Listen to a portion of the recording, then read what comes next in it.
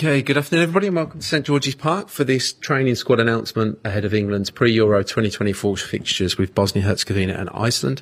Small bit of housekeeping, if we can keep it to 3 questions per person in the first instance. So please raise your hand and then we're sure we'll get a fair spread around the room. And as ever, we'll start with Rob Dorset. See you, Gareth. Big day, and you've made some big decisions, particularly in terms of 1 or 2 players that you've left out that have been very important for you for a long time now. Let's start with Marcus Rashford. Why is he not in the list?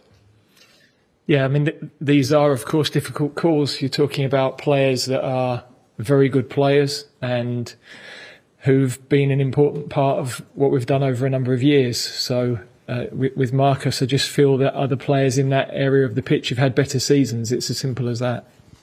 Jordan Henderson too. I mean, he's had a difficult couple of years, really. He went to Saudi Arabia and from my understanding, a big reason why he came back to Europe was to try and keep him relevant and close and in your thoughts for the England squad. So he's not now in your top 33, apparently. Is he just not playing well enough in your eyes to kind of earn a place at the moment?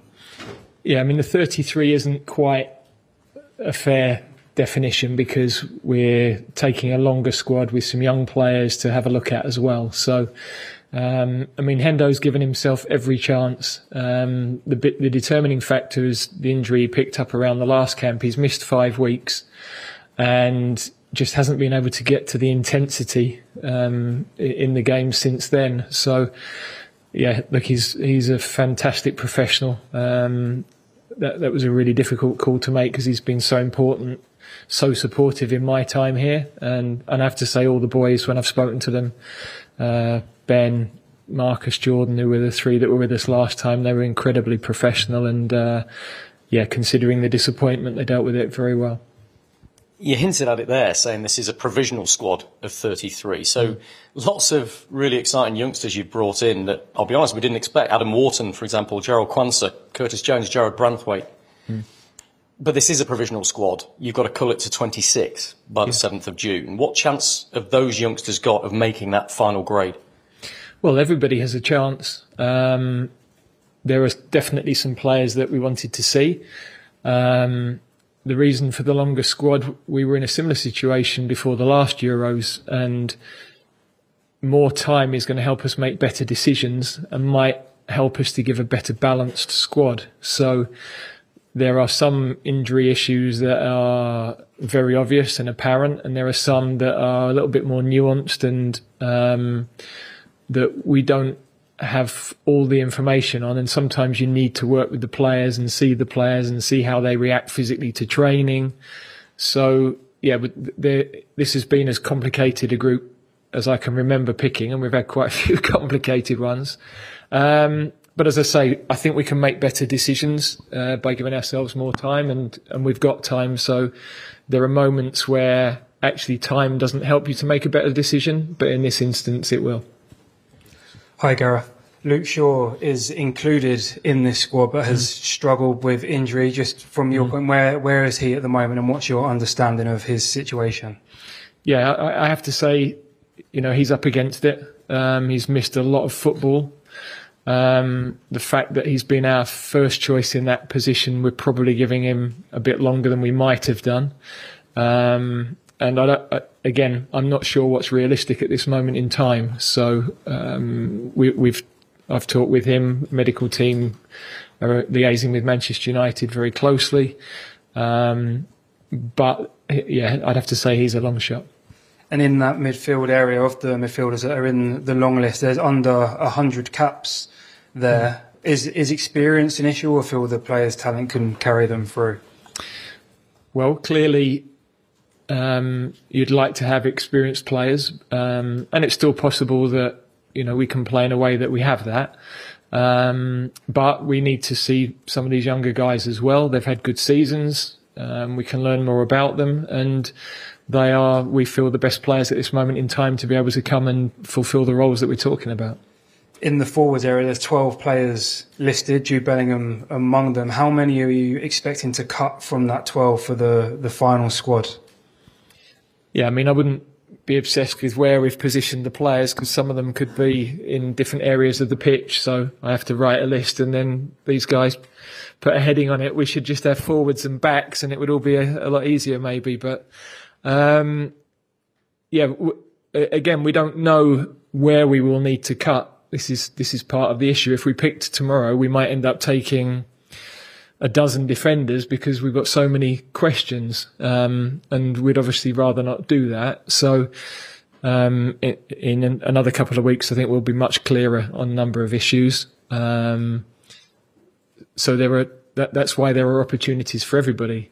I'd also have to say, I think you can take too many forwards as well, and you can have too many options in certain areas of the pitch. And of course, with forwards, you've got to give them love and make them feel special. And if you've got too many, that can also be complicated. So, there's a lot to think about over the next couple of weeks. I'd have loved it to have been cleaner and more definitive, but it's not the situation we're in.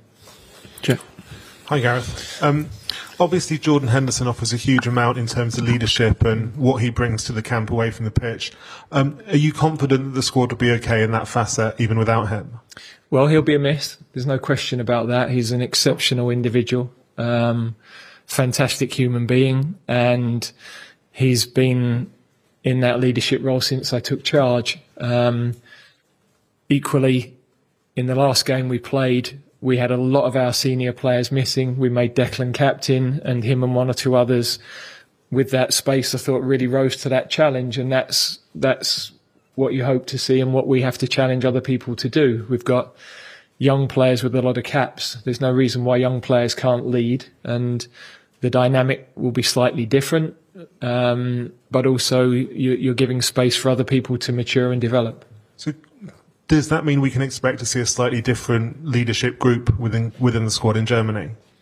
Well, we've moved away a little bit from a defined leadership group for the very reason that I think we've got so many people who lead in different ways and have a voice. And sometimes when you limit that group, actually,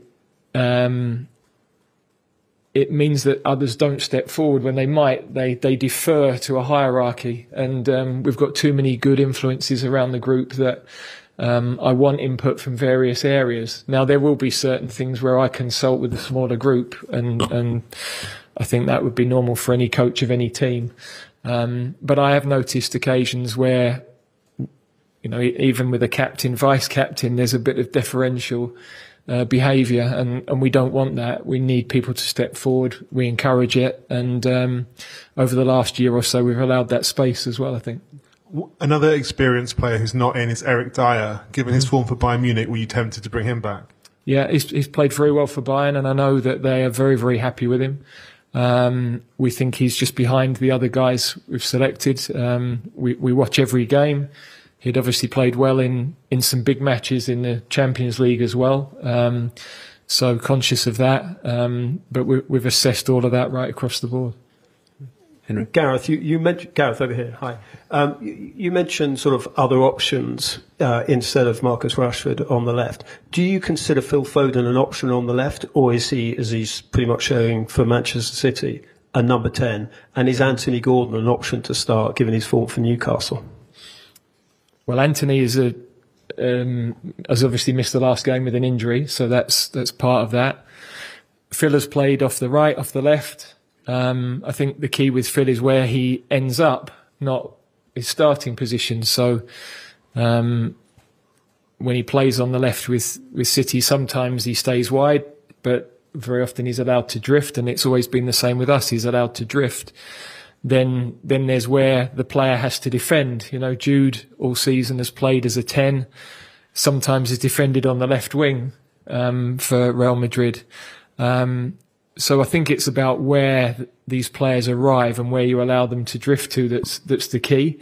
I think if you spoke to all of our players in the forward areas, we never pin them to a touchline. That's not how we work. So there is that freedom. It's obvious how, the brilliant season Phil's had, how he's stepped up in big games, not only when big players have been out, but when he's been playing alongside them as well. And you want him in those central areas as you do one or two others. So we have to find the best way of making that happen. James? Hi, Gareth. You mentioned, obviously, you're balancing a number of injury issues. Can you give us an idea of the number? I mean, just how many players do you think you've got at the moment at that 33 that are carrying something? No, I don't.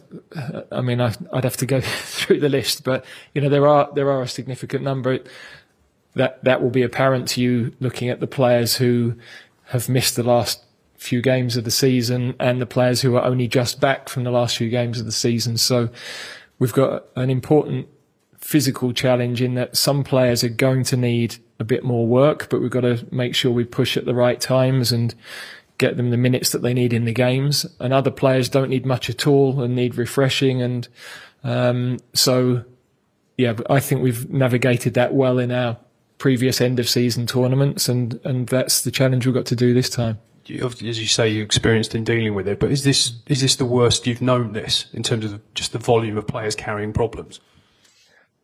Yeah, we've never had so many. I would say we've never had so many unknown situations. We've had tournaments where we've taken a player that we think would be pretty certain would be back for a certain moment of the tournament.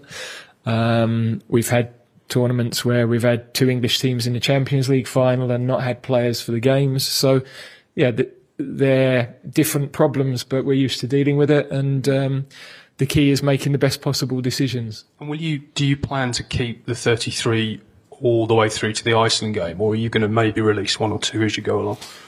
Yeah, I couldn't answer that accurately at the moment. I think certain pictures will emerge and evolve, and other things might need to wait until right at the end, because obviously we have a game that night that you could have anything come out of that game as well. So, as I said, I always like to give players as much clarity as possible. I think that's helpful in these situations, but on this occasion we're not able to do that. And just finally from me, did you speak to Ben White at all this time?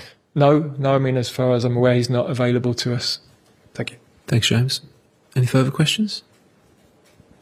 There's the microphone behind you there. Thanks. Hi, Gareth. I'm Davide Chinelato with the Gazzetta dello Sport in Italy. In terms of the type of squad you want to bring to Germany, what kind of characteristics are you looking to have, and what kind of situations you want to avoid?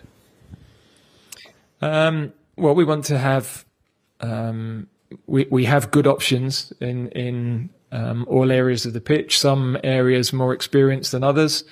We need flexibility. We need players that can provide different skill sets, different attributes, physically, leadership. So, we've picked a very technical squad in the main, I would say. And I think there's a young generation of players coming through who have that. And with this group that we've brought in now, that they might not be for this summer, but we think some of them can be for England in the future as well. And that's also important to constantly allow that progress and development of the squad to happen. So we've evolved as a team in every tournament. We've had to find a different way in every tournament because the attributes of the best players in each evolution of the team have been different. And we're now a lot of changes from the last Euros, and so the team in Qatar looked a bit different, and it will evolve again during this tournament, I'm sure. Based on your experience in big tournaments, how important is to build the group before you build the squad? Yeah, the good thing for us is that we have a strong group. They've got a lot of important shared experiences on the pitch, so yeah, it's one thing eating together and having a cup of coffee together, but the reality is going to Naples, digging in with 10 men for the last 20 minutes of the game, they're the things that help you grow as a team. And so we've got lots of references of that nature where the players have played well, they've dug in together, they've had big wins. There's a lot of tournament experience now, even with our younger players. Some have been this would be their third tournament, some of the really young ones. So we're really happy where the squad are at. Of course, everything starts from zero. It doesn't matter what we've done in the past. We have to go and grab the opportunity that lies in front of us. Thank you. Thanks, David. You can hand the microphone, just the row behind you. Great, thanks. Hi, Gareth. Out of all the players you called to tell them that they'd made the squad, who had the most interesting reaction?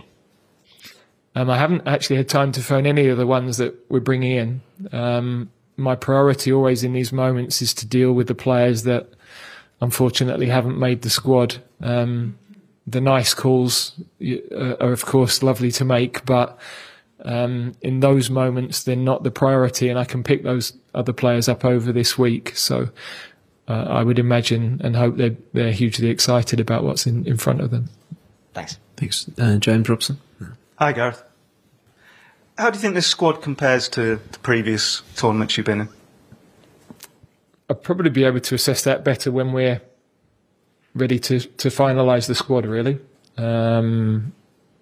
There's definitely more options in the attacking areas. If I think back to Russia, the balance of the team.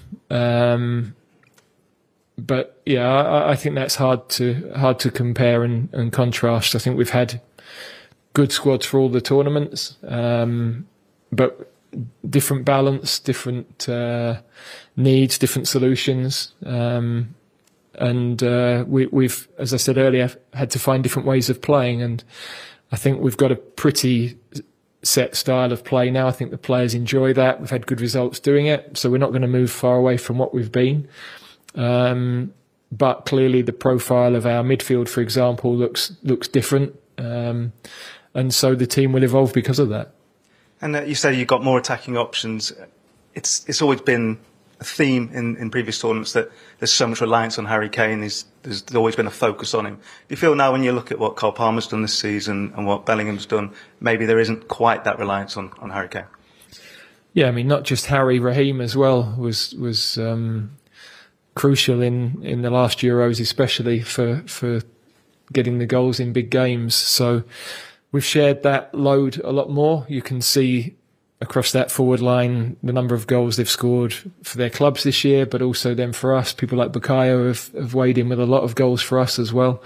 So yeah, you need those options. We need people to be able to come in and refresh the team. It's the physical demands of a 7-game tournament.